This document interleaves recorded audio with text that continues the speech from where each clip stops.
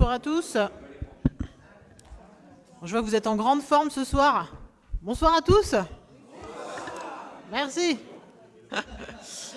Alors, je vais commencer par l'état des présents. Donc, Guy Tnioredi présente, Nathalie Priour, Stéphane Lambert, Monique Dionnet, Gérard Alain, Christine Giraudino, Roger Masson, Constant Chauvet, Isabelle Nicolas, Catherine Lelgouache, Olivier Guillet, Nathalie Bossard est absente et a donné pouvoir à Catherine Lelgouache. Yannick Le Bihan, pas d'infos à cette heure.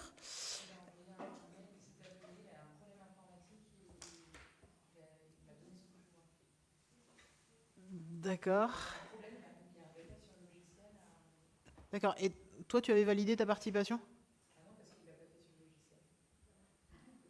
Non, mais toi, normalement, il faut d'abord que toi, tu valides ta participation à la séance.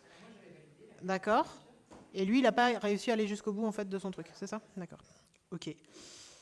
Ok. C'est arrivé.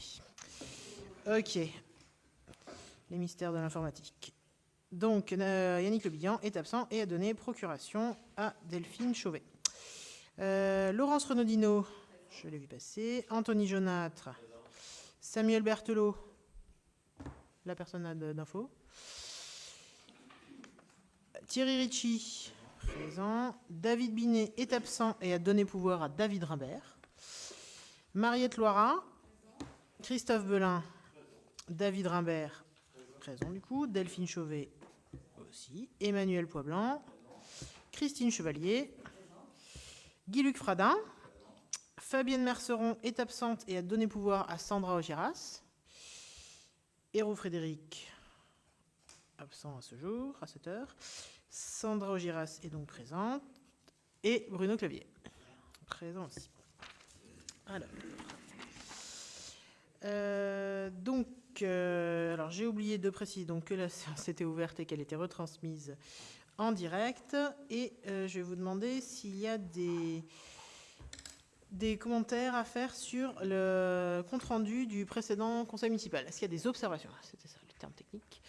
Des observations, des oppositions, des abstentions. Donc le compte-rendu du précédent conseil municipal est approuvé. Et j'aurais besoin d'un secrétaire de séance pour ce soir.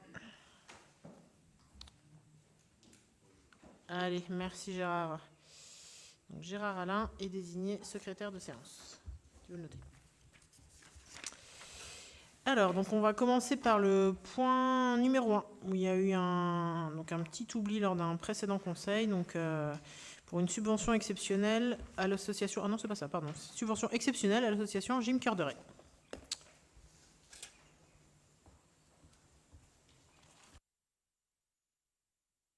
Oui, donc en fait, c'est une demande exceptionnelle pour un déplacement de gymnase à Thouars les week-ends 14, 15 et 16 juin. Et donc, par délibération numéro 14 en date du 20 février 2014, le conseil municipal a attribué les subventions aux associations. Il convient de compléter la rubrique association Pazenès par une subvention exceptionnelle sollicitée par l'association Jim Cœur de Ray. Le montant sollicité par l'association permettrait de couvrir une partie des frais occasionnés par le déplacement à Thouars de 22 gymnases du club au championnat de France F3. Le budget consacré par l'association de cette sortie s'élève environ à 3 560 euros. L'association sollicite une subvention de 1 050 euros. Donc en fait, oui, ce déplacement de 22 gymnases accompagnés de 7 ou 8 accompagnateurs, accompagnatrices. Certaines étaient juges d'ailleurs, donc ça leur a permis, elles ont loué 2 cars, deux petits transporteurs pour aller jusque là-bas. Donc les frais d'inscription plus les frais de couchage la nuit, pour une nuit, et les repas, etc. Donc c'est pour un montant environ de 3 560 euros. Alors ça, c'était, je crois que c'était même un peu plus que ça, mais bon, voilà. Et donc, ils nous demandent de payer environ le tiers, c'est-à-dire qu'ils ont fait 3 tiers, un tiers pour les parents, un tiers pour l'association. Il y avait aussi, un coût pour la fédération. C'est-à-dire que quand on s'inscrit, il y a un coût aussi. Donc voilà, ils nous demandent de participer à hauteur de 1 050 €. Est-ce qu'il y a des observations? Juste à savoir que lors de c'est quand même un rassemblement national, et ils ont fini à peu près au milieu. Il y avait une cinquantaine de clubs, je crois, et ils ont fini à peu près au milieu. Donc, et font de très bonnes performances partout où ils passent en ce moment. Ils ont de bonnes performances, malgré l'étroitesse de leur salle. Elles arrivent quand même à faire des choses intéressantes. Je glisse un petit truc là. Voilà. Donc, je laisse la parole à Madame la maire. Oui, il est fort, Roger, pour ces associations. Je ne sais pas, vous m'avez peut-être pas compris, je me suis peut-être mal exprimé. Est-ce qu'il y a des questions ou des observations sur cette subvention, cette demande de subvention? Pas de questions, pas d'observations. Est-ce qu'il y a des oppositions à l'octroi de cette subvention? Est-ce qu'il y a des abstentions? Aucune. Merci pour elles. On espère qu'elles vont revenir avec des nouvelles médailles. Il faut qu'elles gagnent. Oui, c'est ça. Évidemment. Ah. Quand même une petite question, c'est est-ce qu'ils mènent aussi, s'ils font des déplacements comme ça de plus en plus loin, est-ce que ça leur arrive d'organiser des manifestations pour essayer de se faire un petit budget Par exemple, le samedi dernier, c'était le gala de la gym Cœur de Ray. Il y avait environ, je ne sais pas, énorme, il y avait 200 personnes dans la salle, 250 personnes. Et justement, ils ont réussi à préparer ce gala. Même j'étais surpris, parce qu'en fait, quand vous voyez la surface de la salle bleue, quand on sait qu'elle s'entraîne dans une salle de 245 mètres carrés, en plus de l'organisation, il y a eu beaucoup d'improvisation dans leur spectacle, et c'était un spectacle vraiment réussi, quoi. Et l'année dernière, elles étaient à Lyon, parce qu'en fait, le fait d'aller faire des concours sur l'année, ça leur donne des points, et après, ça leur permet de s'inscrire à un concours national ou régional, ça dépend, voilà. Ok, donc ça avait été validé avant la question, de toute façon. Donc on passe au point de la mise en place d'un nouveau tarif pour inscription tardive auprès de la restauration scolaire. Et donc c'est Gérard Alain qui va nous présenter ce point. Donc, lors du conseil municipal du 20 février, les tarifs de la restauration scolaire s'appliquant aux enfants, enseignants et agents ont été fixés.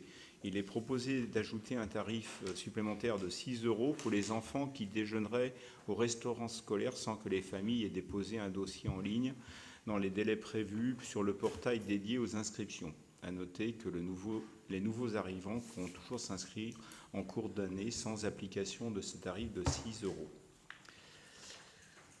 Donc, pour vous dire un peu la raison à laquelle on est arrivé à cette somme de 6 €, c'est que on a tous les ans, c'est récurrent, on a des familles qui ne s'inscrivent pas et qu'on est obligé de relancer plusieurs fois, même pour qu'ils s'inscrivent, tout en mettant leurs enfants au restaurant scolaire. Donc cette année, on a changé de système. Maintenant, l'inscription se fait en ligne sur un portail, et donc on les a prévenus une première fois par courrier dans les cartables, et là ça a été renvoyé en ligne aussi. Chaque parent plutôt a reçu une information comme quoi, s'il ne s'inscrivait pas avant la rentrée scolaire, leur enfant ne serait pas, on n'empêcherait pas les enfants de manger, mais par contre on appliquera un tarif de 6 € sur le coût de la restauration scolaire. Voilà pourquoi on a mis ça en place. Est-ce qu'il y a des questions, des observations sur ce tarif majoré? Non. Ah oui. En fait, il faut s'inscrire avant la rentrée scolaire. C'est pas une inscription à la semaine. Non, c'est la méthode d'inscription est la même. C'est pas parce qu'on a changé de logiciel que la méthode change. Les enfants s'inscrivent à l'année. Et c'est simplement tous les enfants qui doivent manger, qui mangent soit occasionnellement, soit à l'année, sont inscrits. Donc à partir du moment où l'enfant si les parents, à l'inscription à la cantine, en plus, les parents ont l'obligation de s'inscrire à la cantine puisque les factures arrivent de la perception. Donc il y a toute une procédure pour s'inscrire avec des documents à fournir qui correspondent au plus à la tarification sociale. Donc les parents, il faut quand même qu'ils justifient leur coefficient familial pour que le tarif de facturation leur soit appliqué. Parce qu'on a des tarifs aujourd'hui qui vont de 1 € à 4,60 €. Donc tout ça... Ça prend du temps. Mais ça fonctionnait déjà comme ça avant, sauf que aujourd'hui, des parents sont négligents et ils laissent leurs enfants aller manger à la cantine sans même s'être inscrits. Oui, mais c'est pas grave, ça. La famille est déjà, l'enfant est déjà inscrit. Après, il suffit de redonner les documents au service de la commune qui s'occupe de la restauration scolaire et la réactualisation du tarif se fait. C'est simplement pour pénaliser les gens qui omettent complètement d'inscrire leurs enfants à la cantine et puis qui les laissent manger. Ça peut aller des fois l'année dernière, ça a été pratiquement au premier mois où les parents ne se régularisaient pas leur inscription, quoi, malgré les relances. Donc c'est pour ça... Cette année, on s'est dit que peut-être qu'un tarif incitatif les obligera à s'inscrire plus tôt. Ouais. Oui, oui. En fait, c'est effectivement, je pense que c'est pour la constitution du dossier, parce que je pense qu'il y a un petit peu de... C'est pas par rapport aux occasionnels, non, c'est ça la question. La question, c'est du coup, les enfants qui mangent occasionnellement, dans quelle mesure ils seraient majorés sur ce tarif-là? Mais ils ne seront pas majorés, Jamais. les enfants. Même s'ils s'inscrivent la veille pour le lendemain ou... Oui, c'est que les enfants... parce que c'est pour ça, même les enfants qui arrivent en cours d'année, ils ne sont pas pénalisés. Voilà, ils seront inscrits quand même. Et donc si c'est un enfant dont les parents peuvent s'en occuper une partie de l'année, et puis, je sais pas, convaincre du travail en cours d'année, ils paieraient une... Non, non. Mais... Ben bien sûr, mais... Leur enfant ne mange pas non plus, du coup. Oui. Mais à partir du moment où... c'est pas ces personnes-là qu'on veut pénaliser, c'est les personnes qui ne remplissent pas les obligations administratives, tout simplement.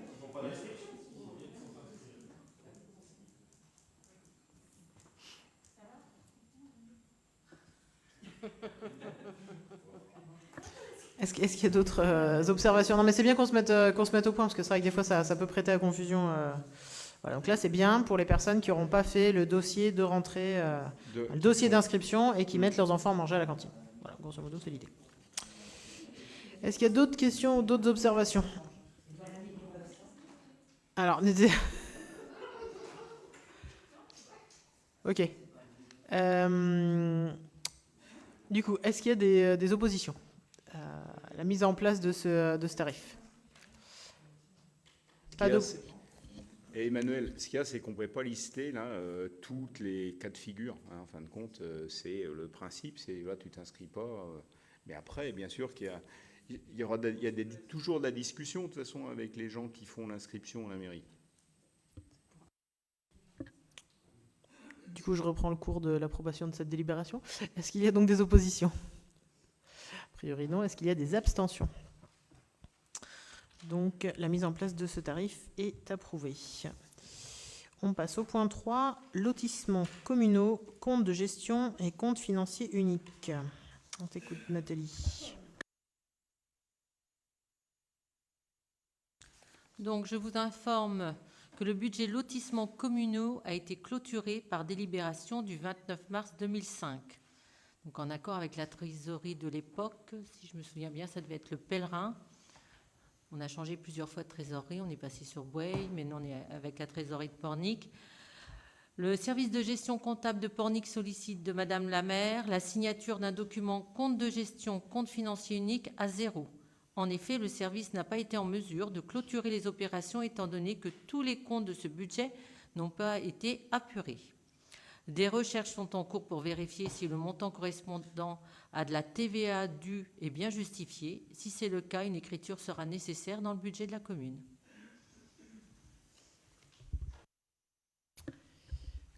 qu'il y a des questions, des observations? Donc, est-ce qu'il y a des oppositions à m'autoriser à signer un document compte de gestion, compte financier unique à 0? C'est pas trop engageant. Pas d'opposition, des abstentions? C'est adopté, merci. Alors, approbation d'une charte éthique du mécénat, donc, qui vous a été transmise en annexe à ce conseil municipal. Donc la loi numéro 2003-709 du 1er août 2003 relative au mécénat, aux associations et aux fondations, publiée au journal officiel le 2 août 2003 et dont les dispositions fiscales ont été insérées à l'article 238 bis du Code général des impôts, autorise les entreprises à effectuer des versements au profit d'œuvres ou d'organismes d'intérêt général. Les versements ouvrent aux entreprises une réduction d'impôt. Sur la base de ces dispositions, et dans le cadre du développement de sa politique de mécénat, la ville de Sainte-Pazanne souhaite élaborer des projets associant les acteurs économiques. Ces entreprises s'engagent à participer aux activités de la collectivité et la soutiennent. Des dispositifs réglementaires régissent le principe du mécénat. Il est nécessaire de les conforter par la définition d'un cadre déontologique régissant les relations entre la commune et les donateurs et mécènes. Il convient à ce titre d'établir une charte éthique du mécénat propre à la commune, rappelant le cadre légal du mécénat, les conditions fiscales et de réception des dons, les limites strictes à fixer au regard des marchés publics et enfin les aspects liés à l'image et à la communication. Donc il vous est proposé d'approuver la charte éthique du mécénat de la ville de Sainte-Pazanne et de m'autoriser à signer la présente charte éthique du mécénat ainsi que l'ensemble des documents pouvant s'y rapporter. Donc vu l'ordonnance numéro 2021-1310 et le décret numéro 2021-1311 du 7 octobre 2021 portant sur la réforme des règles de publicité, d'entrée en vigueur des actes des collectivités territoriales et leurs groupements à compter du 1er juillet 2022. Et donc, vu le Code général des collectivités territoriales, et notamment son article L 2121-19, et considérant qu'il convient d'établir une charte éthique du mécénat propre à la ville de Sainte-Pazanne, laquelle entend rappeler le cadre légal du mécénat. Donc, comme il est indiqué du coup dans le préambule de la charte, on voit effectivement que l'idée, c'est d'aller chercher des ressources destinées à participer au financement de missions d'intérêt général qui sont assumées par la collectivité. Dans un contexte budgétaire de plus en plus contraint, le mécénat peut constituer une opportunité de ressources complémentaires à l'effort financier déployé par la ville. C'est quelque chose qui a été mis en place je pense à une commune voisine qui a fait financer son festival, par exemple, à une hauteur conséquente. Donc, l'idée, c'est que pour l'instant, c'est de se doter de cet outil-là et si on devait y avoir recours, d'avoir un cadre en fait pour l'organiser. Voilà. Est-ce qu'il y a des questions, des observations? On n'avait pas recours au mécénat. Ben non. Voilà. Je veux dire, j'ai pas trop d'historique dans le truc. Je pense que c'est quand même des notions qui se développent, quoi. Mais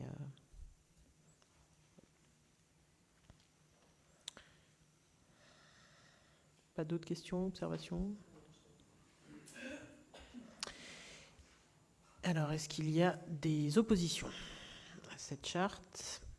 Des abstentions? Je vous remercie. On vous dira si on a besoin de mécènes divers et variés. On en a toujours besoin, je pense. Voilà, nos projets je pense toujours à notre chère Église, dont on retarde les travaux, faute clairement de budget et d'autres projets, n'est-ce pas? Alors, petit point 5. Convention pluriannuelle d'objectifs et de moyens environnementaux avec le CPIE Lognes-Grandlieu.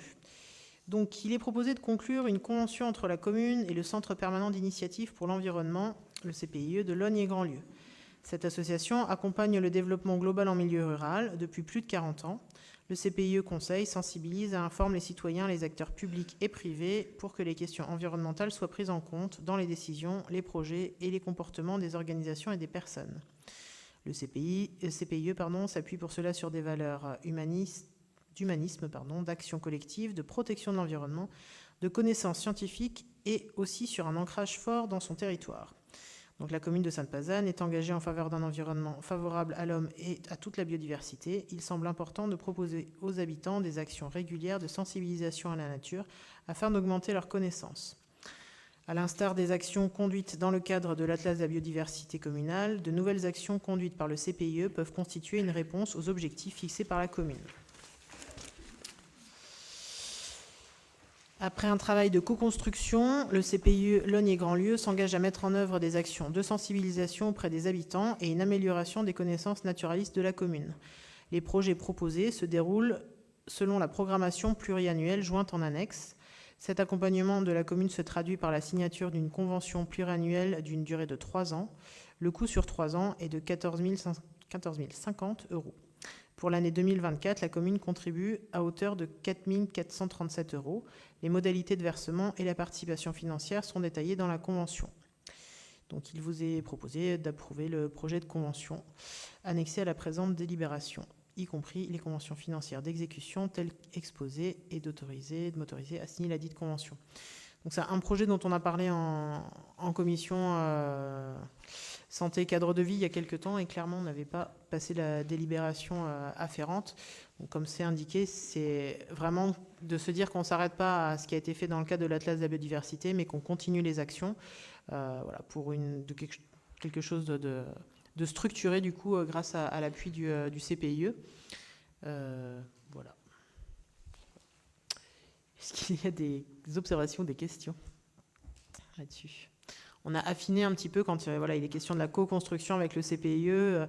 Il y avait une proposition de plusieurs inventaires naturalistes. On a plutôt privilégié des actions en faveur des habitants d'être sur des choses participatives et pas juste sur une connaissance, empirique en fait des différents milieux, mais d'être vraiment d'impliquer au maximum les citoyens.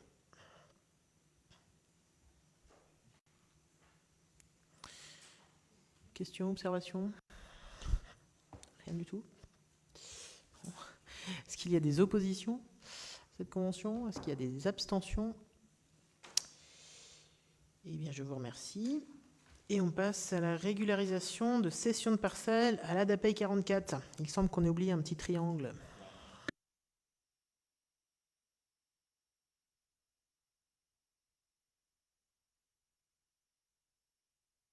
Municipal du 18 décembre 2023, une délibération a été prise pour acter la cession à l'ADAPEI d'une parcelle cadastrée section AM54 d'une superficie de 9 637 m². Il avait été convenu avec l'ADAPEI 44 d'effectuer un échange entre la parcelle appartenant à la commune, portant la construction de 9 637 m² et de la parcelle appartenant à l'ADAPEI 44, portant les jardins familiaux de 5 437 m². Cet échange représentait un différentiel de surface de 4 200 m² et était traduit dans un premier temps par une vente suivie d'une acquisition. Or, le notaire a contacté la commune afin d'inclure dans cette cession une petite parcelle cadastrée, section AM66, à l'est de la parcelle AM54. Le total cédé, incluant les parcelles AM54 et AM66, représente une surface totale de 9 719 m², ce qui modifie le montant de la soute à verser. Il est proposé de céder la parcelle cadastrée section AM66 d'une superficie de 82 m², située rue François Dotto, au prix de 20 € le m² à l'ADAPEI 44. Il est précisé que tous les frais afférents à cette vente, notaire, géomètre, sont à la charge de l'ADAPEI 44. Est-ce qu'il y a des observations, des questions sur cette régularisation ? Voilà, c'est tout petit triangle oublié qui à nouveau cette nouvelle délibération. Donc on va passer assez vite, il n'y a pas de questions d'observation. Est-ce qu'il y a des oppositions, des abstentions ? On vous remercie. Alors, on passe la parole à Constant Chauvet sur la désaffection et le déclassement d'une parcelle au village de l'Herpinière. La commune doit procéder à la cession de la parcelle cadastrée section ZH 151A d'une superficie totale de 92 m² issu du domaine public constituant un délaissé communal, propriété de la commune, situé au lieu-dit l'Herpinière. Pour permettre cette cession, il convient de procéder à la désaffectation puis au déclassement de cette parcelle issue du domaine public. La parcelle n'est pas utilisée à l'usage direct du public et est adossée à une propriété individuelle. Le déclassement de cette parcelle est dispensé d'enquête publique. Ce délaissé communal ne présente aucun intérêt pour la commune. Il est proposé au conseil municipal de constater la désaffectation de cette partie du domaine public d'une superficie de 92 mètres carrés, puis son déclassement afin de l'intégrer au domaine privé de la commune en vue de sa cession. Alors, pour explication, oui, le 128 appartient au même propriétaire que la 125, et il y avait le petit bout de délaissé, ce qui est noté en rouge, là, 151, ça fait partie du domaine communal. Donc les riverains ont demandé s'il était possible que la mairie leur vende ce petit bout de terrain, parce qu'ils comptent rénover, il y a un bâtiment existant sur la parcelle 125, et ils comptent le rénover pour avoir un accès à cette partie-là. Est-ce qu'il y a des questions sur cette parcelle, sur sa cession? Pas de questions, pas d'observations? Eh bien, est-ce qu'il y a des oppositions? Des abstentions? Merci. Et donc, la suite, donc cession, donc c'est toujours la fameuse même parcelle. Donc, Toujours deuxième pour délibération, la même cession. parcelle, oui. Le projet de cession d'une partie du domaine public constituant un délaissé communal, parcelle cadastrée section ZH 151A, propriété de la commune d'une superficie de 92 mètres carrés, au lieu-dit l'Herpinière. L'indivision Chaigne-Tomaso souhaite acquérir cette parcelle, ce qui lui permettra d'unifier sa propriété. France Domaine a été sollicité pour l'évaluation de la parcelle cadastrée section ZH 151A. Il est proposé de céder cette parcelle au prix de 15 € le mètre carré à l'indivision Chaigne-Tomaso. Je vous précise que tous les frais adhérents à cette vente, notaire géomètre, sont à la charge de l'acquéreur. Est-ce qu'il y a des questions, des observations?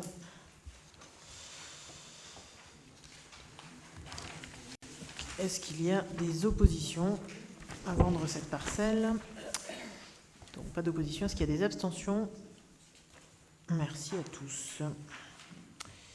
Et on passe au point 9, toujours avec Constant Chauvet, sur la servitude pour la pose d'une ligne électrique souterraine de 400 volts sur des parcelles au profit d'Enedis pour le raccordement du bâtiment de la SNCF.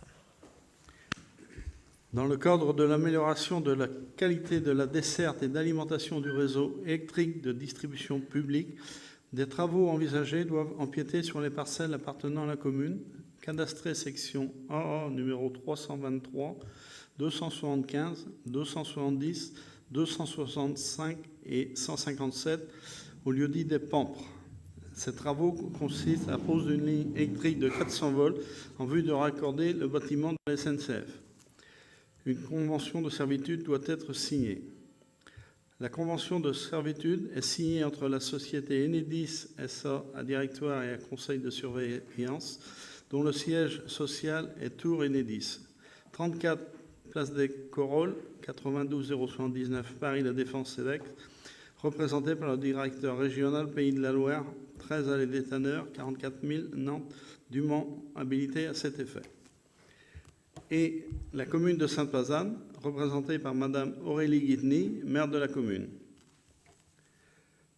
Après avoir pris connaissance du tracé des ouvrages, le propriétaire commune de Sainte-Pazanne, représenté par Madame Aurélie Guitny, maire de la commune, reconnaît dans cette convention à Enedis que cette propriété soit close ou non, bâtie ou non, les droits suivants. Établir à demeure dans une bande de 3 mètres de large, 2 canalisations souterraines sur une longueur totale d'environ 147 mètres, ainsi que ses accessoires. Établir, si besoin, des bornes de repérage. Poser sur socle un ou plusieurs coffrets ou accessoires. Effectuer l'élagage, l'abattage et le dessouchage de toute plantation, branche ou arbre qui se trouvant à proximité de l'emplacement des ouvrages gênent leur pose ou pourraient, par leur mouvement, chute ou croissance occasionnée, des dommages aux ouvrages. Étant précisé que Enedis pourra confier ses travaux au propriétaire si ce dernier le demande et s'engage à respecter la réglementation en vigueur. Utiliser les ouvrages désignés ci-dessus et réaliser toutes les opérations nécessaires pour les besoins du service public et la distribution d'électricité, renforcement, raccordement, etc. Par voie de conséquence, Enedis pourra faire pénétrer sur la propriété ses agents ou ceux des entrepreneurs dûment accrédités par lui en vue de la construction, la surveillance, l'entretien, la réparation, le remplacement et la rénovation des ouvrages ainsi établis. Enedis veillera à laisser les parcelles concernées dans un état similaire à celui qui existait avant son intervention au titre des présentes. Le propriétaire sera préalablement averti des interventions, sauf en cas d'urgence. Il est proposé d'approuver la constitution d'une servitude entre Enedis et la commune de Sainte-Pazanne, permettant ainsi la réalisation des travaux.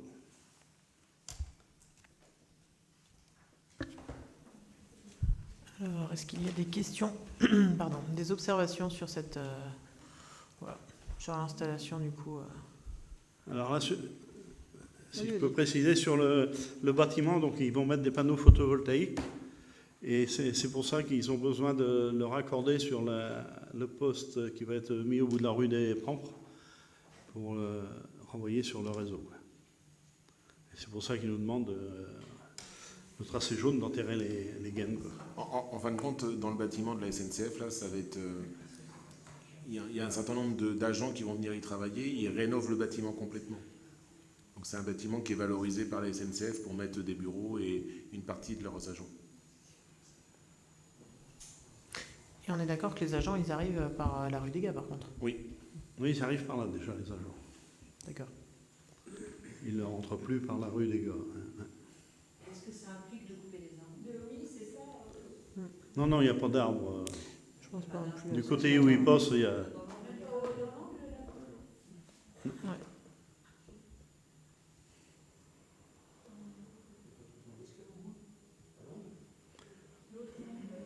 Ouais, non, En c'est haut. pas... Ouais, voilà, exactement. Là, c'est vrai que là, on a l'impression qu'il y a de la il y a peut-être végétation. quelques-uns des petits, là, mais...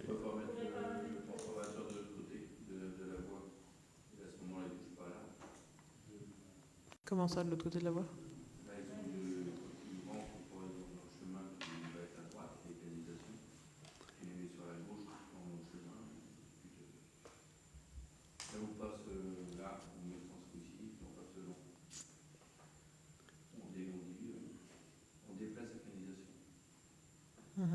Je pense qu'ils sont partis sur le plus court.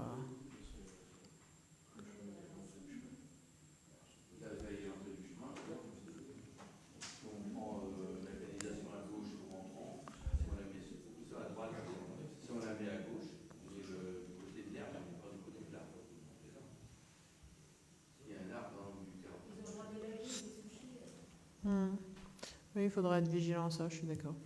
Et là, il y a juste un... Et en plus, ils n'ont pas...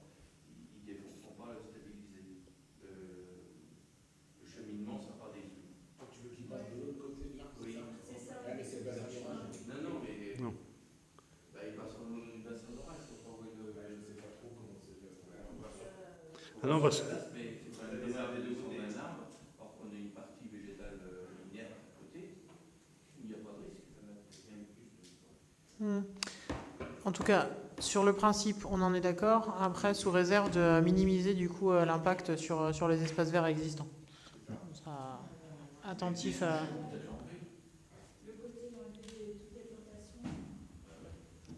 Alors, enfin, pour moi, c'est pas enlever toutes les plantations, c'est effectivement s'il y a des plantations sur le cheminement, en fait, plutôt que de laisser des racines qui vont aller sur les canalisations nouvellement. Enfin, de toute façon, s'il y a des travaux à cet endroit-là, ça risque d'abîmer aussi les végétaux. Après, on peut aller voir sur place, effectivement, pour encore une fois.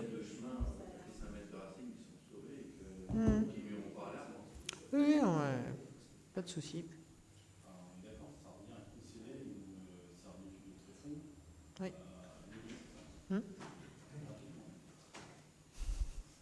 Gratuitement. Tu voudrais qu'on leur facture?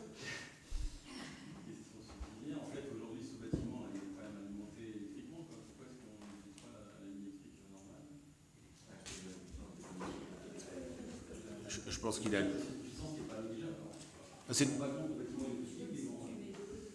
Bah, tu vois, par rapport aux maisons qui sont un peu plus loin, ça fait la taille de 2 grosses maisons, quoi. Enfin, 3 maisons, on va dire. C'est une ligne de 400 volts, hein. C'est ce qui passe partout dans Sainte-Pazanne. 400 volts, c'est ce qu'il y a partout, hein. On est tous, tout le réseau souterrain et aérien est en 400 volts.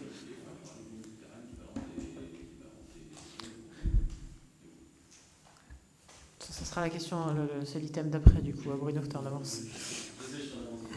Non mais 400 volts, Bruno, c'est ce qui passe là pour alimenter toutes les maisons des rues.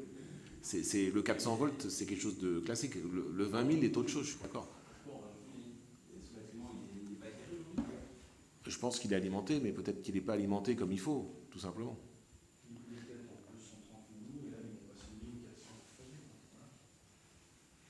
Après, il n'y a pas d'habitation à proximité de la ligne.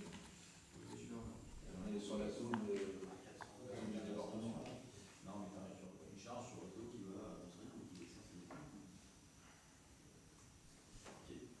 On se garde ce débat-là pour le point d'après, Bruno? Ça marche. Est-ce qu'il y a des oppositions? Des abstentions? Pas d'abstention, donc ce point est adopté à l'unanimité. Et donc on passe au point 10, donc la servitude pour la pose d'une ligne électrique souterraine de 20 000 volts cette fois-ci, sur une parcelle au profit d'Enedis pour un raccordement au parc éolien.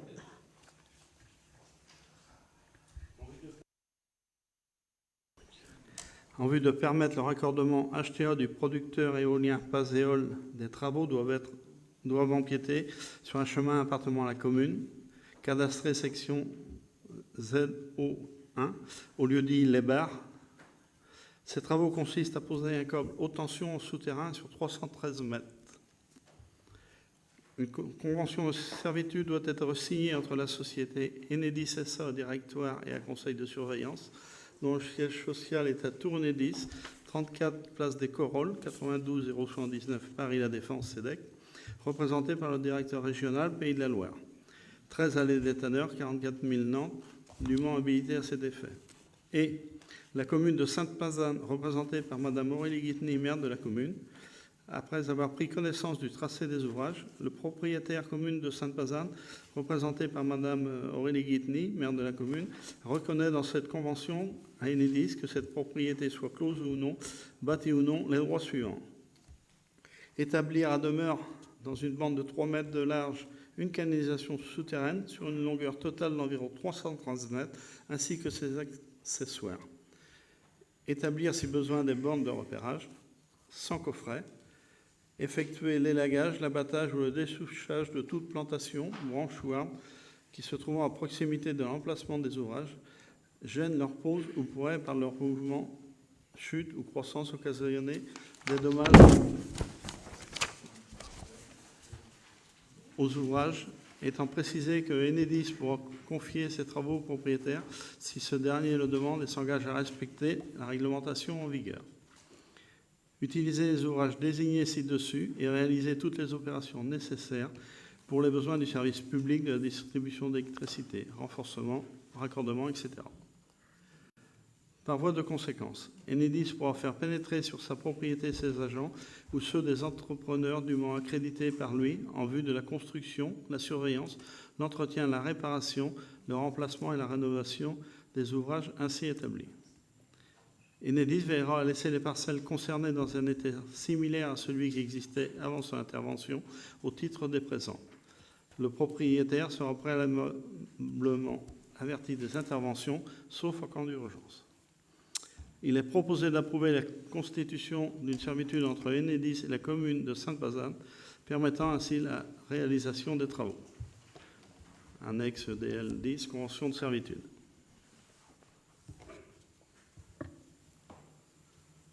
Est-ce qu'il y a des questions ou des observations? Anthony.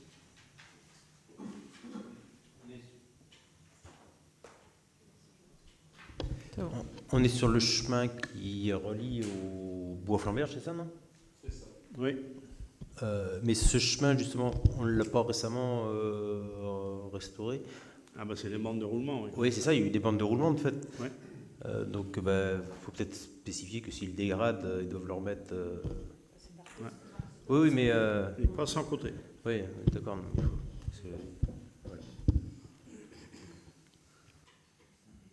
État similaire à ce qui existait.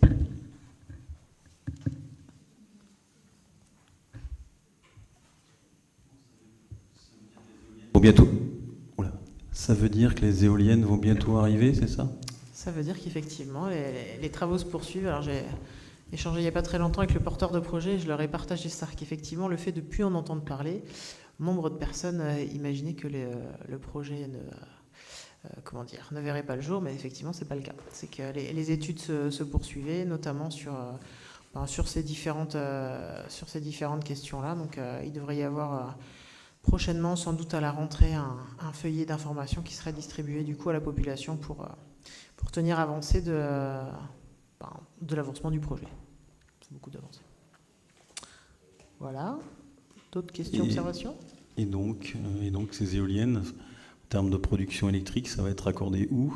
Au poste source de Sainte-Pazanne? Non, au poste de source de Brin, comme ça a été demandé et c'est précisément ça ça fait partie des critères en fait qui leur ont demandé de bien valider leur modèle économique, parce que ça rallonge quand même considérablement ce qui est prévu. Après, en toute transparence, on a effectivement imposé aux porteurs de projets d'aller se raccorder sur Brin pour ne pas saturer le poste source de Sainte-Pazanne, mais on a peu la main mise finalement sur ce poste source de Sainte-Pazanne, et il y aura certes pas d'éoliennes de raccordées, mais il y aura sans doute pléthore de panneaux photovoltaïques chez des particuliers ou autres qui seront raccordés sur ce poste source, qu'après il y a des équilibres économiques voilà. On peut pas, sur la question du déploiement des énergies renouvelables, c'est aussi ça. Il faut aussi des postes sources pour accueillir toutes ces productions. Voilà. Est-ce qu'il y a d'autres observations ou questions? Eh bien, je vous propose de passer au vote. Est-ce qu'il y a des oppositions sur cette servitude? Nous en avons 4. Est-ce qu'il y a des abstentions sur cette servitude? Merci. Donc, le reste est bon. Alors, nous passons ensuite à la révision du schéma de mutualisation. C'est qui ça? C'est bon? C'est bon, c'est moi qui continue. Donc, le premier schéma de mutualisation de Pornic-Aglo Pays de Ré a été adopté par délibération du Conseil communautaire du 7 février 2019 pour une période de 5 ans, de 2019 à 2023. La procédure de révision a donc été engagée fin 2022 pour aboutir à un nouveau schéma de mutualisation pour la période 2024-2028. C'est la loi du 16 décembre 2010 de réforme des collectivités territoriales, modifiée par la loi du 7 août 2015, portant nouvelle organisation territoriale de la République, dite loi NOTRe, qui a créé l'obligation pour les EPCI à fiscalité propre de mettre en œuvre un schéma de mutualisation afin d'améliorer l'organisation des services. La révision du schéma de mutualisation a fait l'objet d'une démarche partagée entre les élus via la commission de mutualisation qui a piloté la démarche, les directions de l'intercommunalité et des communes et les responsables des services déjà mutualisés. Le schéma de mutualisation révisé se veut avant tout pragmatique. Il est axé sur des enjeux de coordination et de mise en réseau visant à répondre aux besoins croissants d'expertise et d'ingénierie des communes. L'enjeu étant de faire face à des lois et réglementations de plus en plus complexes, à la diminution des aides techniques et financières de l'État et aux exigences croissantes des usagers. La mutualisation reste une démarche vivante et partagée, susceptible d'évoluer au fil de l'eau. Les actions qui sont présentées dans ce schéma seront mises en œuvre de manière progressive, selon un calendrier prévisionnel présenté dans le schéma. L'objectif est de pouvoir adapter le déploiement des fiches actions aux contraintes et exigences de nos différentes collectivités. Ces travaux ont permis de définir 4 niveaux de mutualisation en fonction de leur niveau d'intégration et 8 fiches actions. Donc la classification des fiches de mutualisation par niveau d'intégration. Donc d'abord, observation, état des lieux. La mise en place d'un observatoire financier et fiscal. La mise en place d'un observatoire RH et d'une bourse de l'emploi. Coordination mise en réseau, c'est la mise en place d'un plan de formation partagé. Une coopération renforcée, donc qui passera par le renforcer les coopérations en matière d'appui aux opérations d'aménagement et renforcer les mutualisations autour du SIG. La mise en commun et cogestion, donc avec la création d'un service commun ingénierie territoriale sur les documents d'urbanisme, la création d'un service commun conseil et assistance en matière juridique et la création d'un service commun conseil et assistance en matière d'achat et de commande publique. Donc, vu la délibération 2024-159 favorable du Conseil communautaire du 4 avril 2024. Donc, c'est effectivement des choses qui ont été discutées dans différentes commissions et en bureau communautaire. Il y a une grande liberté d'adhérer ou pas à ces services mutualisés et comme c'est présenté, il y a effectivement besoin sur certains domaines d'augmenter notre niveau d'expertise. Et là, je pense aussi sur la question de l'ingénierie territoriale sur les documents d'urbanisme. On en avait parlé ici même, si je ne dis pas de bêtises. Voilà, on a pris une délibération en ce sens. Des fois, je ne sais plus où c'est qu'on a parlé de tout ça, mais voilà, on en a déjà parlé, en tout cas, au moins là-dessus. Voilà. Est-ce qu'il y a des questions ou des observations ?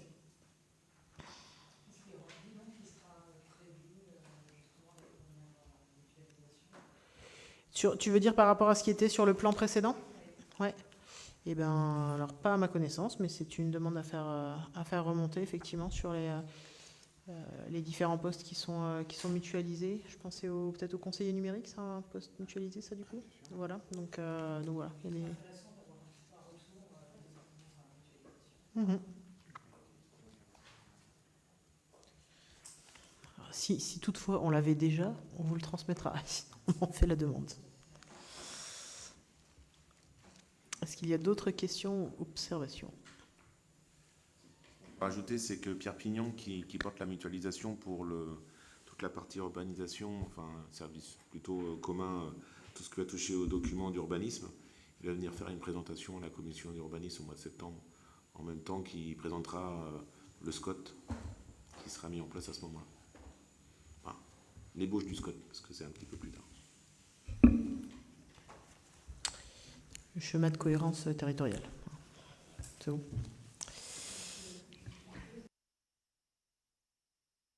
Qui ont pu être listés là, est-ce que nous on a véritablement des besoins qui ont déjà été observés sur, je sais pas moi, un plan de formation partagé, un observatoire financier? Est-ce que ça fait partie déjà des besoins qui ont pu être identifiés pour la commune?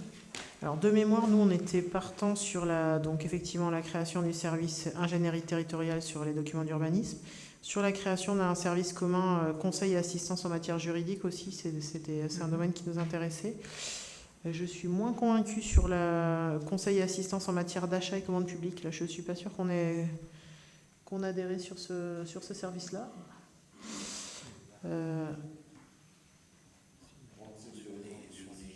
Celui-ci aussi.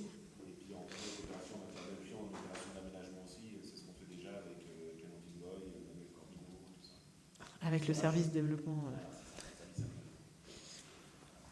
Par contre, sur la mise en place d'un plan de formation partagé, là tout de suite, je ne peux pas répondre. Plan de formation partagé. Merci les débuts. De toute façon, là, ce sont des pistes pour le moment sur lesquelles... C'est les ébauches, oui, c'est ça. Il y a une réflexion. C'est ça, il y a une réflexion, et puis après, on adhérera aussi suivant ce qui est proposé, et puis le coût, parce que ça a beau être des services mutualisés, c'est des services qui sont facturés quand même. D'où l'intérêt d'avoir un bilan, et puis de bien réfléchir à notre engagement. Tout à fait. Est-ce qu'il y a d'autres questions, observations ? Sinon, on va passer au vote. Est-ce qu'il y a des oppositions ? Des abstentions ? Je vous remercie. Et on passe au point 12, l'instauration d'une prime spécifique pour les agents de la filière artistique.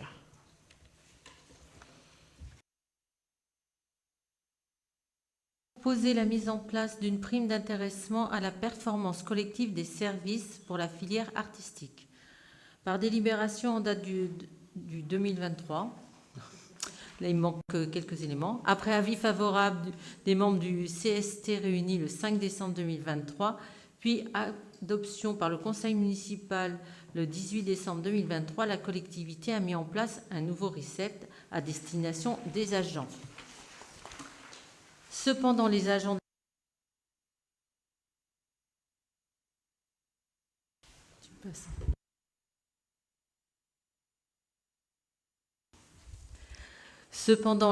de la filière artistique étaient exclus du bénéfice de l'IFSE, étant donné leur statut. Actuellement, ils ne peuvent bénéficier ni de l'IFSE ni du CIA.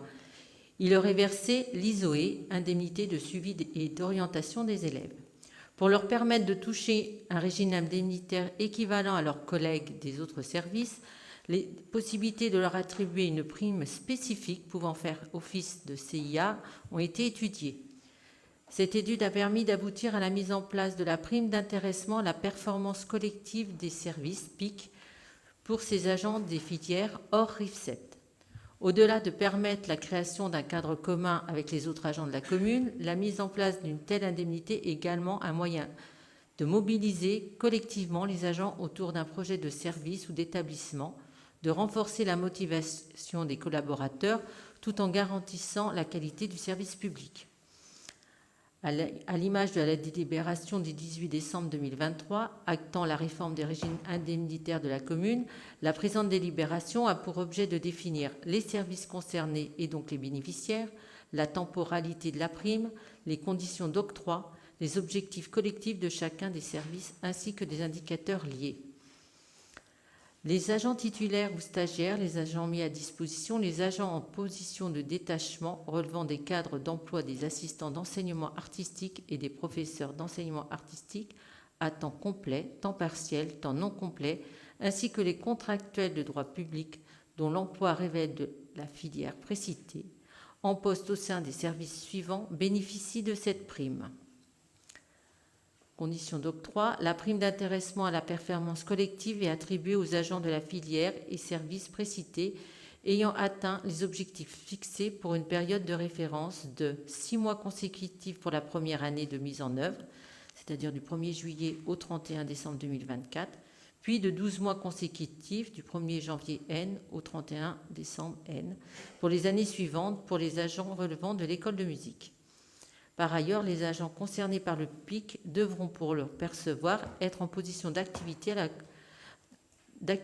sur la commune au premier jour du mois de paiement, à savoir au 1er septembre de l'année pour les agents relevant des services de l'école de musique. L'exclusion ponctuelle du dispositif d'agents pour lesquels auraient été constatés des manquements répétés dans la manière de servir au cours de la période de référence est possible. L'exclusion à ce titre doit alors se fonder sur des éléments caractérisant cette insuffisance rapportée par la procédure d'évaluation ou d'entretien professionnel.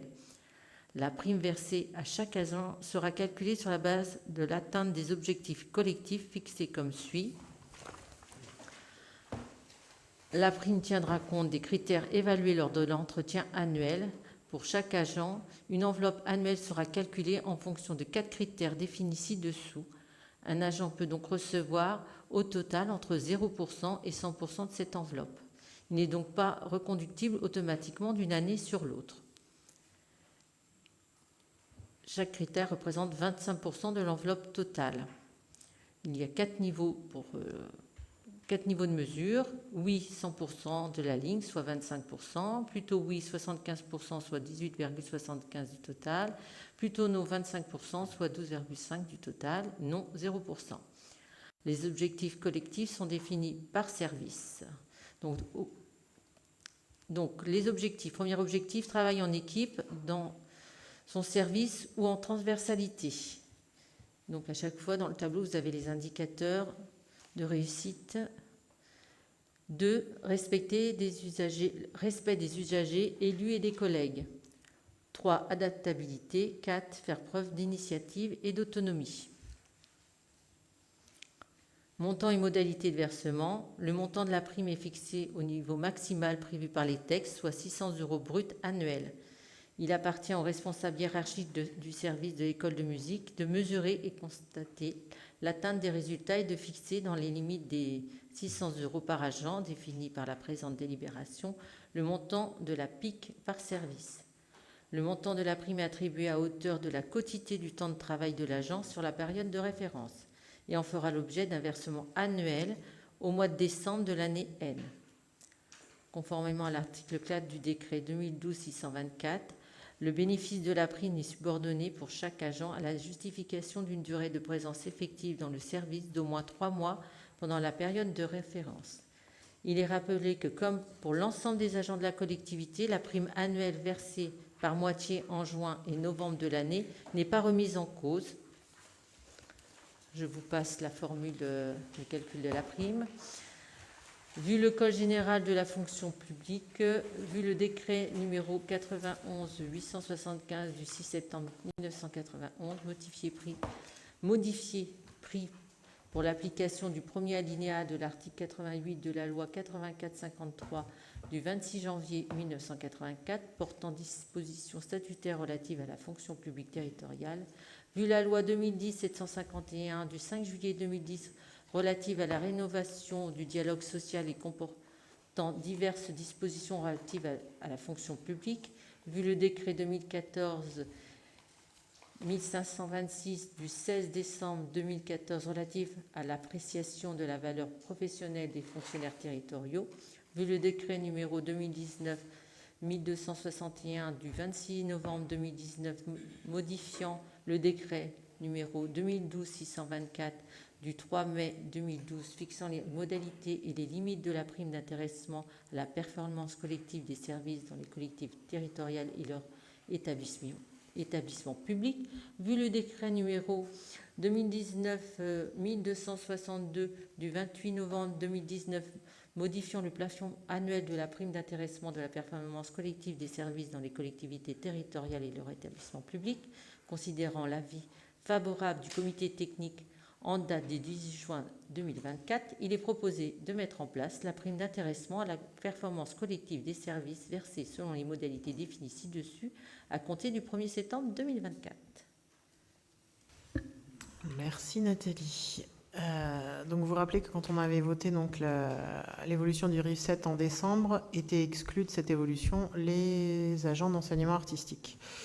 Donc depuis ce moment-là, on a cherché qu'est-ce qui pouvait coller pour qu'eux aussi bénéficient d'une augmentation similaire à leurs collègues agents de la collectivité. Et donc c'est le choix, enfin, parce qu'il n'y avait pas 15 000 possibilités, a été de s'orienter donc vers cette prime d'intéressement dont les critères ont été co-construits entre le service RH et la direction de l'école de musique. Voilà. Est-ce qu'il y a des questions, des observations? Ça représente combien d'agents exactement? Une dizaine. Ils sont 10 agents sur l'école de musique, dont on a dit 2 à temps complet.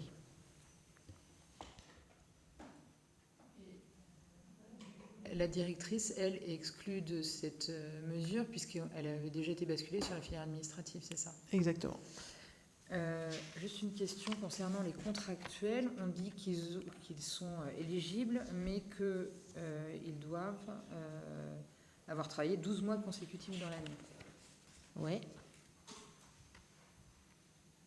D'accord. On a des contractuels qui sont pas stagiarisés encore, c'est ça? Oui. Ça peut arriver pour un remplacement par exemple. D'accord. Mais actuellement, on a des contractuels qui... Non. D'accord. Donc ça représente à peu près 6 000 €, c'est ça? Puisque c'est 600 par agent. Il y a une maximum. Au maximum. Mais comme il y a beaucoup de temps partiel, ça ne fait pas... Voilà. Ça fait pas c'est ça. pas un temps... Voilà. C'est le prorata du temps.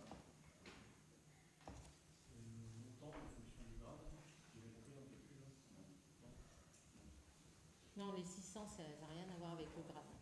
Tout le monde a la même prime. Maximum, oui, c'est par rapport à la formule, là, je pense. C'est pour la prime... Annuelle.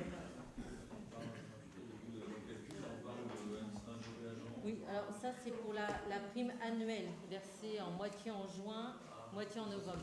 C'est la prime. C'est pas la prime d'intéressement des collectivités, le PIC. Elle sera versée au regard de l'évaluation de l'année précédente. La prime annuelle, oui. C'est le responsable hiérarchique qui réalise l'évaluation. C'est ça. Oui. C'est ça.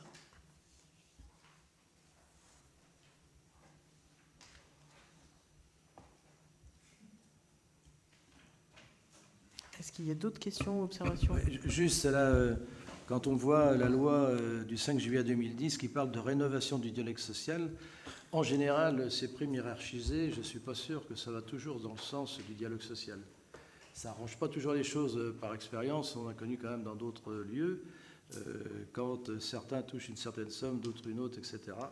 C'est pas toujours. Alors je ne sais pas si c'est bien approprié d'utiliser ce terme-là. C'est juste une réflexion personnelle.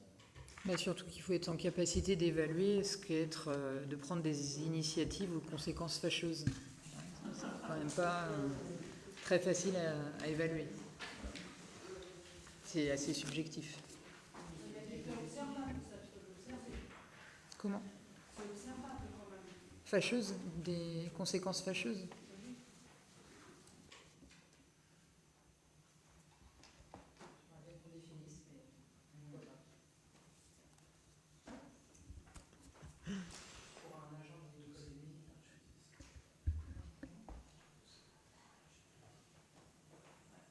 Vas-y, je t'en prie. Je sais pas trop comment expliquer. Il y a tellement de situations qui sont possibles. Là, l'idée, j'imagine, c'est de pouvoir identifier des faits où le professeur, parce que là on parle des professeurs d'école de musique, aurait pris une décision qui rende une famille mécontente, par exemple. Ça, c'est fâcheux, effectivement. Voilà, ou avoir un comportement qui fasse que des enfants soient en danger, c'est fâcheux. Enfin, tu vois, c'est quand même, oui, voilà. Donc c'est quand même observable et prise d'autonomie à partir du moment où la personne fait plus que délivrer son cours de manière tous les ans la même chose. Il y a quand même des marges d'évaluation. Le champ, il est très très large, alors c'est difficile de donner des cas précis parce que. Oui. Juste une petite question. Les contractuels, ils ont des contrats sur 1 an ou de septembre à juin? Parce que dans ce cas-là, ça ne fait pas 1 an de travail pour toucher les primes. Les contractuels, ils sont contractuels quand on a besoin d'eux. Et donc là, a priori, c'est quand ils sont en remplacement, parce que sinon, on n'a que des titulaires. Donc ça veut dire, s'ils sont là pendant 3 mois parce que c'est un congé maladie qui dure 3 mois, ils n'ont pas la prime. Quelqu'un que tu embauches à l'année, par exemple, s'il a un contrat d'1 an, c'est de septembre à juin, ça fait pas une année complète. Ça fait pas une année complète. Donc logiquement, il touche pas la prime d'après le.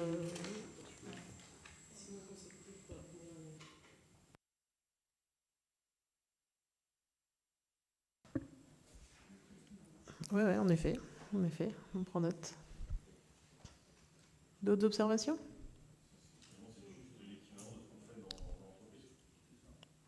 Oui, c'est ça. L'idée, c'était, on était vraiment assez embêtés en fait d'avoir cette inéquité de traitement avec les agents qui rentraient plus du coup dans le décret là sur le RIF7, quoi. Donc voilà, donc on a arrêté de voir ce qui se faisait dans d'autres écoles de musique ailleurs pour voir de quelle prime ils pouvaient bénéficier en fait.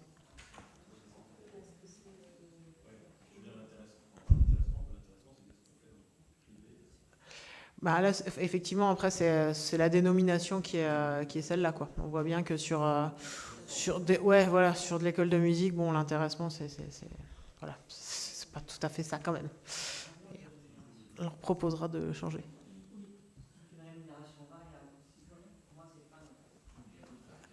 Ouais, mais alors là, pour le coup, c'est la dénomination de cette prime. Enfin, j'entends vos remarques, mais je ne vais pas pouvoir y faire. On va pas pouvoir y faire grand-chose.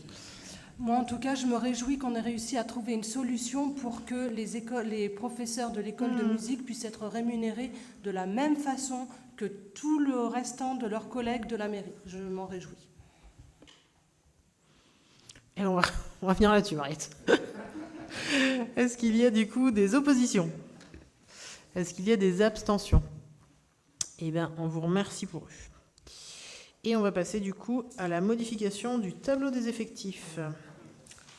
Donc, conformément à l'article L313-1 du Code général de la fonction publique, les emplois de chaque collectivité ou d'établissement sont créés par l'organe délibérant de la collectivité ou de l'établissement.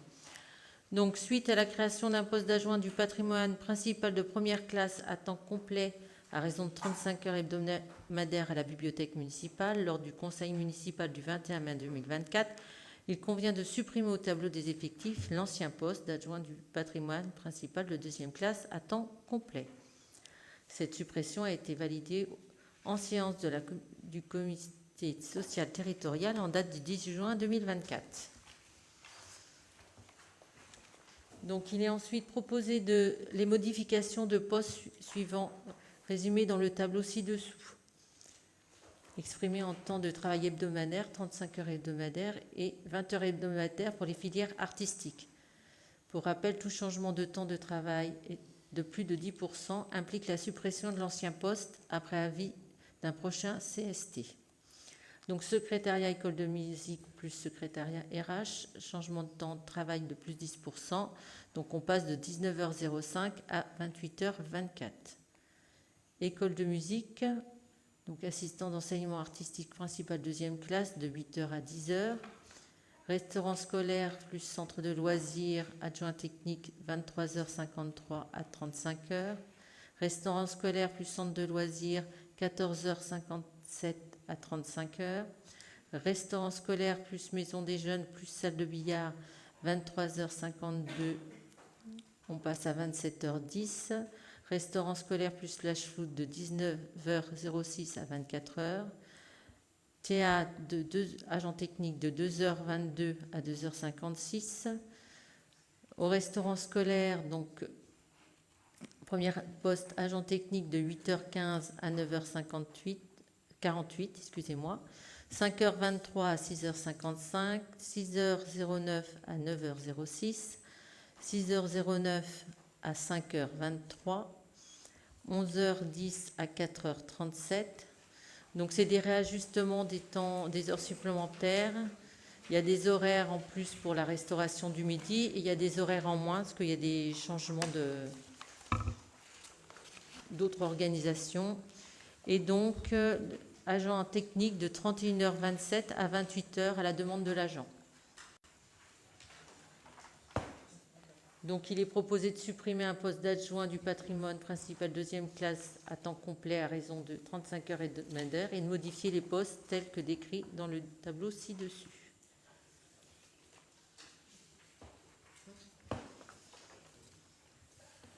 Ok. Est-ce qu'il y a des questions ou des observations?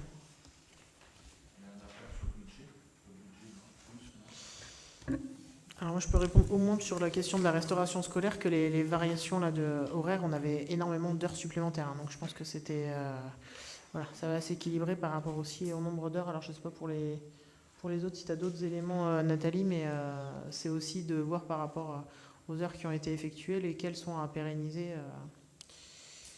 pour les agents. C'était des heures complémentaires qui étaient déjà effectuées l'année précédente. Donc, la partie RH aussi, il y a eu. C'était sur les deux postes qu'elle faisait des heures complémentaires, donc on pérennise les heures. Et au restaurant scolaire, il y a un réajustement par rapport au travail du mercredi qui n'avait pas lieu avant. Et il y avait pas mal d'heures complémentaires aussi sur ces postes-là. Pour les agents, là, on voit la plupart ont une augmentation du temps de travail, c'est soit leur demande, soit en fonction du besoin du service. Mais pour les deux qui sont en diminution, les deux adjoints techniques qui passent de 6h09 à 5h23 et de 11h10 à 4h37, c'est à leur demande ou ça leur est imposé ou pour quelle raison?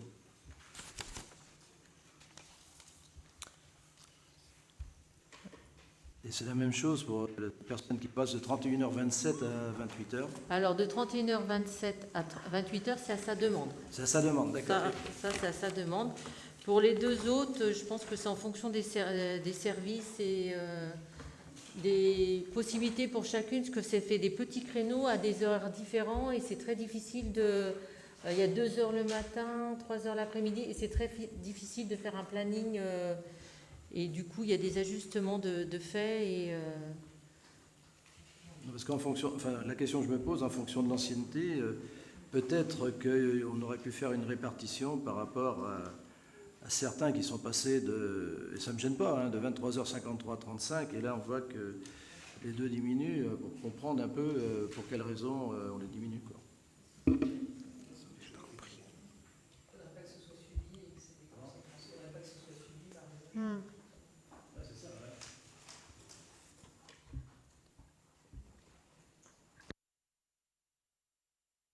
Ça marchait tout à l'heure.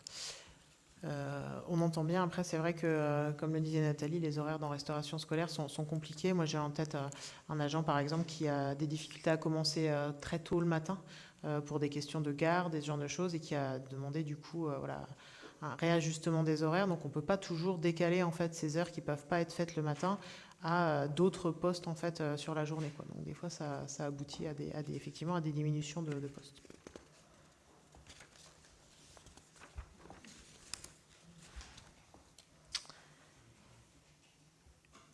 Alors, est-ce qu'il y a des oppositions?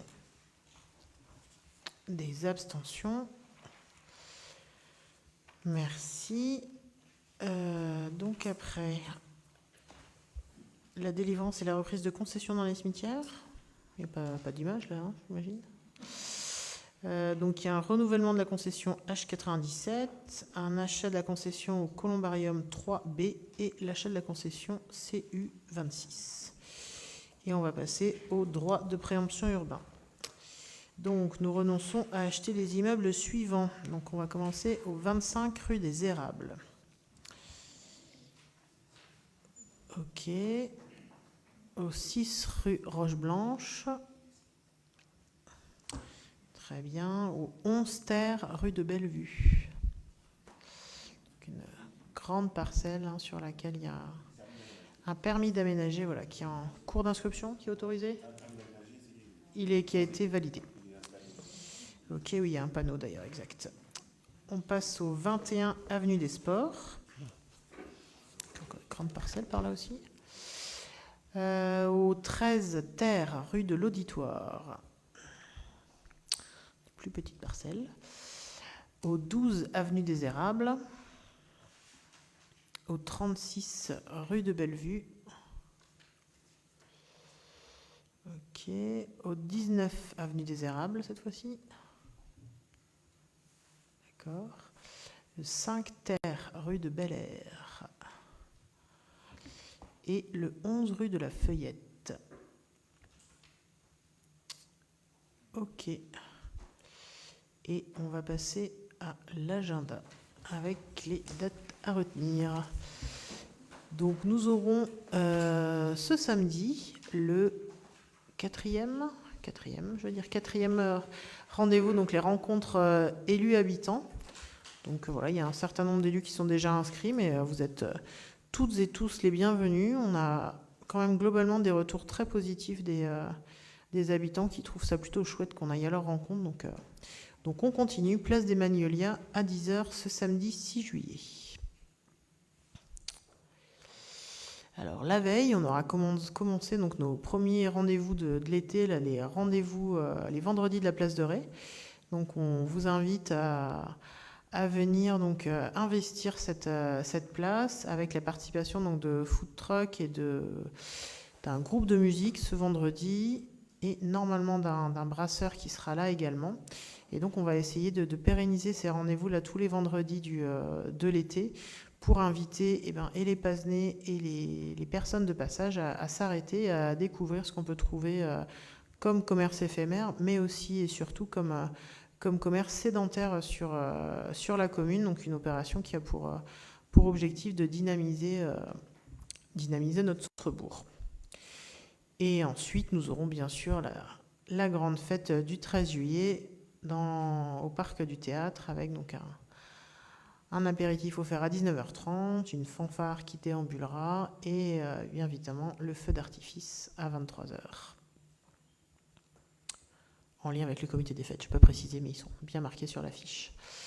Alors, dans les autres rendez-vous, donc c'est un week-end très chargé, hein, voilà, en plus de notre petit dimanche d'élection législative. Donc vous pouvez commencer donc, le vendredi soir à Place de Ré, le samedi matin, Place des Magnolias. Le samedi soir, vous pouvez aller à la Maison Citoyenne où il y aura une scène musicale.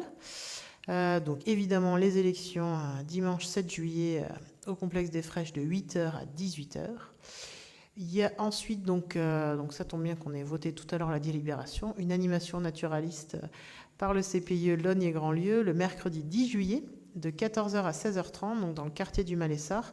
L'idée, c'est de faire un inventaire participatif de ce qu'ils ont appelé la coulée verte du Malessard, donc de ce grand bassin d'orage. N'hésitez pas à vous inscrire. Donc la fête du 13 juillet, on en a parlé. On s'inscrit via le site du CPIE. Sur le site du CPIE, Logne et Grandlieu, il y a un agenda et du coup, voilà. Et sinon, il y a des affiches un peu partout avec un QR code. Donc le 13 juillet, on en a parlé. Le don du sang, le lundi 15 juillet, salle Escaleray. Et tout l'été, donc les vendredis de la place, on en a parlé. Et l'exposition en plein air sur la biodiversité, donc avec l'association Réflexe. Et si des fois il ne fait pas beau, vous avez aussi une exposition Réflexe à la bibliothèque qui est disponible. Et donc, il y a un rendez-vous. Alors, tu me diras si tu vas rajouter des choses. Il y a un comité de pilotage qui est en train de se constituer pour organiser donc, Octobre Rose en octobre 2024 sur la commune. Donc, l'idée, c'est de fédérer toutes les bonnes volontés. On sait qu'il y a pas mal d'initiatives qui se font déjà au niveau des associations. On avait essayé l'année dernière de s'associer aussi avec la Ligue contre le cancer, la CPTS, enfin tout ça. Donc on vous propose, toutes les personnes intéressées, donc associations, habitants, n'hésitez pas à venir donc le jeudi 4 juillet à 18h à la Maison Citoyenne pour partager vos idées ou vos envies d'agir. On a fini ? On a fini, Denis. Merci. Alors, vas-y. Ouais. Double micro, on va bien t'entendre. Alors. Je voudrais juste vous lancer un appel pour le 13 juillet, pour le feu d'artifice, pour qu'il soit tiré en toute sécurité. J'aurais besoin de bénévoles, volontaires, pour assurer la sécurité au niveau de la rue des Barretards et puis au niveau du site pour que les gens puissent ne pas rester sur la rue des Barretards et bien au niveau du théâtre. Donc, vous n'hésitez pas à vous inscrire, vous m'envoyez un petit mail pour qu'on puisse se relayer les uns et les autres, principalement entre 22h30 et 23h30, où là, on aura besoin de plus de monde possible pour assurer la sécurité et guider surtout les Bazennais sur le site. Merci. C'est ça, ne pas hésiter du coup à partager l'info autour de vous, il ne faut personne dans la rue des Barretards au moment du tir du feu. Donc c'est pour ça ce que dit Monique, il faudra ramener tout le monde sur le terrain du TMP. Donc n'hésitez pas à vous manifester. Et Mariette, puis, je continue aussi les appels à bras et à bénévoles, à participation pour l'installation aussi sur le site et puis le rangement après la fête. Tous les bras seront bienvenus. Donc, n'hésitez pas à vous faire connaître auprès de moi. Eh bien, s'il n'y a pas de questions diverses, je déclare la séance close. Merci à tous. Merci Denis à la technique.